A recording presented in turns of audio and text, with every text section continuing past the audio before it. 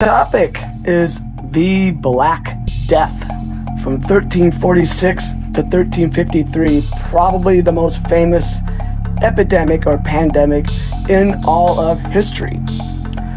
Just imagine at the time seeing how all of a sudden a person you know starts presenting strange symptoms, how they start developing huge lumps known as buboes, thus the name of bubonic plague. And finally, just after some days of terrible agony, they die. Symptoms of the disease include fever, 100 to 106 degrees, headaches, painful aching joints, nausea and vomiting, and a general feeling of malaise. Left untreated, of those that contract the bubonic plague, 80% die within 8 days. This was written, in men and women alike, it first betrayed itself by the emergence of certain tumors in the groin or armpits, some of which grew as large as the common apple. From the two said parts of the body, it soon began to propagate and spread itself in all directions indifferently, after which the form of the malady began to change, black spots, their appearance in many cases on the arm or the thigh or elsewhere, now few and large, now minute and numerous. This was followed by acute fever and vomiting of blood. Most victims died 2 to 7 days after initial infection. The Black Death traveled from Asia to Europe, leaving devastation in its wake. Some estimates suggest that it wiped out over half of Europe's population. It was caused by a particular strain of the bacterium Yersinia pestis, we call the plague of Justinian, that is likely extinct today and was spread by fleas on infected rodents. The bodies of victims were buried in mass graves. The plague changed the course of Europe's history. It's been suggested that with so many dead, labor became harder to find, bringing about better pay for workers and the end of Europe's system of serfdom. Studies suggest that surviving workers had better access to meat and higher quality bread. The lack of cheap labor may also have contributed to technological innovation. On the other hand, to refute this, I also read in other places that English rulers made an ordinance making it illegal to ask for higher wages.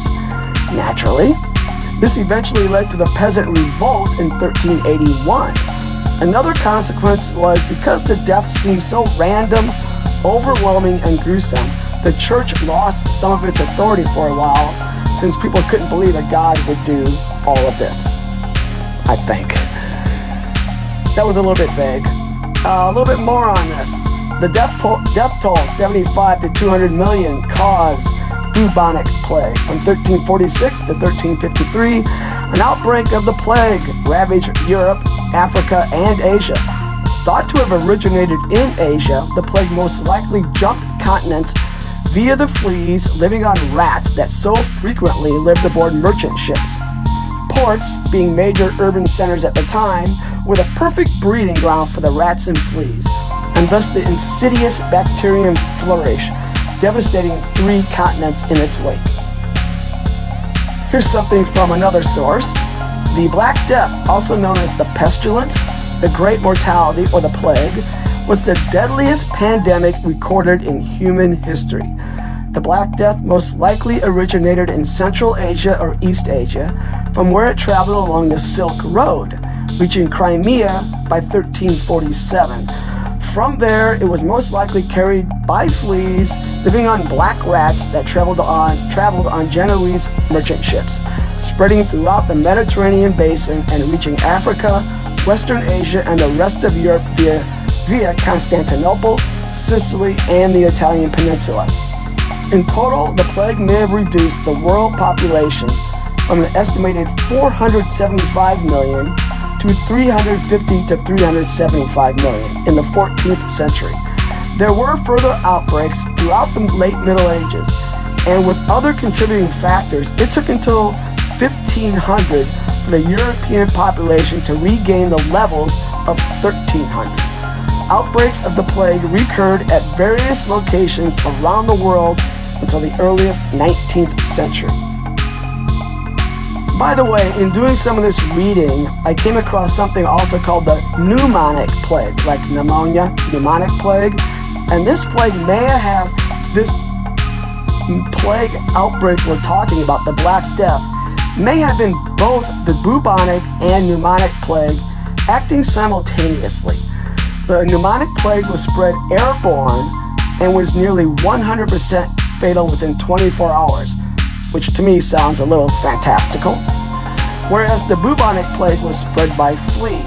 I did not really super investigate the pneumonic plague though, but it may have played a role in how deadly this whole overall plague was.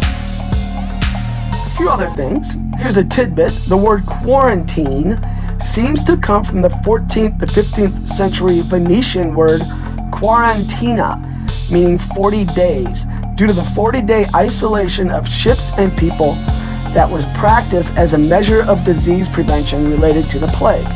Quarantines likely did help end the plague. Here's another interesting thing I found. There were so many deaths and bodies that people started constructing houses and chapels out of the bleached bones of the victims. One of the most famous of these churches, that still stands today, is said to be haunted by all of the dead from that period.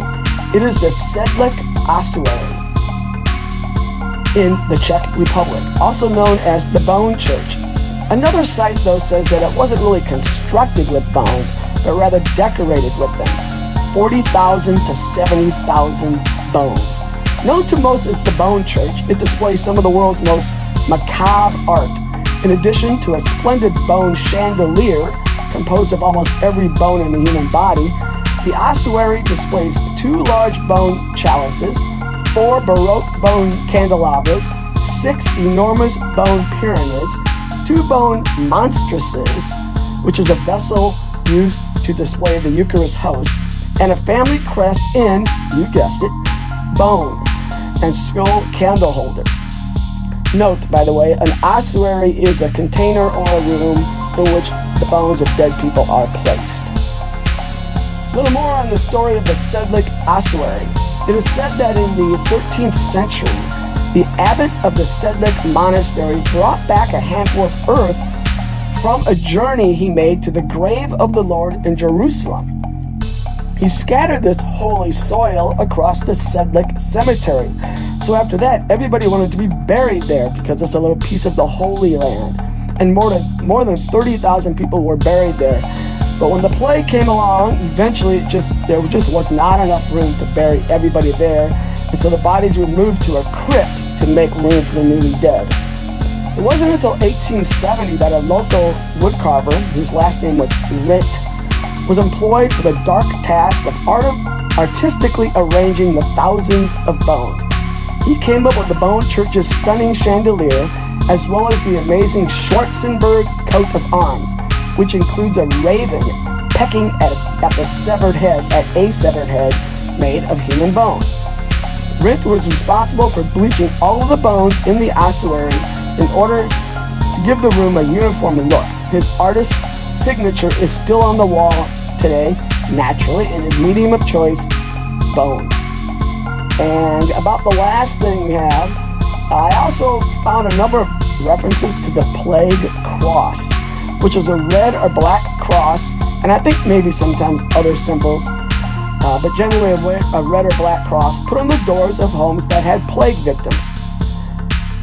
And in a story related to this, just this past March 16th, just recently, March 16th, Pope Francis prayed for those affected by the novel coronavirus at a famous crucifix that believers claim helped to save Romans from the plague in 1522.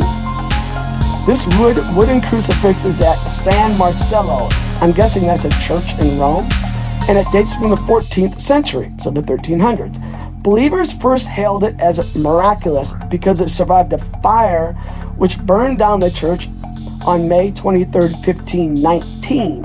3 years after the fire, during Rome's Great Plague, another great plague, the crucifix was carried by the faithful in a procession through all the neighborhoods of Rome, from San Marcello to St. Peter's Basilica. This procession lasted 16 days from August 4th to August 20th, Legend has it that the plague ended on the day the crucifix reached St. Peter's. And that is all I have on the famous Black Death.